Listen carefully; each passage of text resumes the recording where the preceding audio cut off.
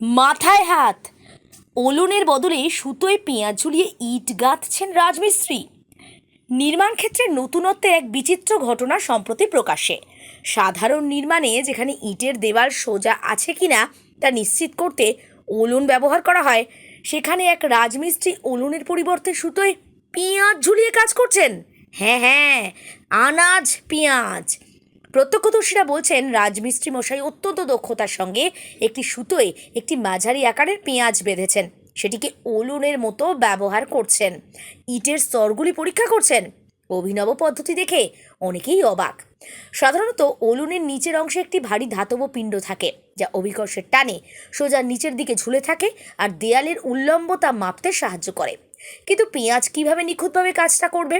রাজমিস্ত্রি মুচকি হেসে বলছেন, কাজের সময় ওলন পাচ্ছিলাম না, হাতে পেঁয়াজ ছিল, দিব্যি কাজ হচ্ছে এটা দিয়ে।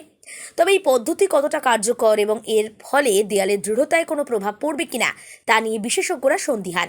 এক প্রকৌশলী বলছেন, ওলনের ডিজাইন বৈজ্ঞানিক নীতির ওপর ভিত্তি করে তৈরি। পেঁয়াজ বা অন্য কোনো হালকা বস্তু দিয়ে কাজ চালানো বিজ্ঞানসম্মত নয়, ফলে পরবর্তীতে দেওয়ালের উল্লম্বতা ত্রুটিপূর্ণ হতে পারে, কাঠামোগত সমস্যাও দেখা দিতে পারে। অন্যদিকে কেউ কেউ এই ঘটনাকে সৃজনশীলতার নিদর্শন বলেও আখ্যা দিয়েছে। তারা বলছেন, সীমিত সংস্থান দিয়ে কিভাবে বুদ্ধি দিয়ে কাজ করা যায়, এটা তারই উদাহরণ। এই ঘটনার পর স্থানীয় প্রশাসন এবং নির্মাণ সংস্থাগুলির পক্ষ থেকে কর্মীদের সঠিক সরঞ্জাম ব্যবহার করার প্রয়োজনীয়তা সম্পর্কে সচেতনতা বৃদ্ধির আহ্বান জানানো হয়েছে। কারণ নির্মাণ শিল্পের মান বজায় রাখতে সঠিক যন্ত্রপাতির ব্যবহার যে অপরিহার্য, তাতে কোনো দ্বিমত নেই।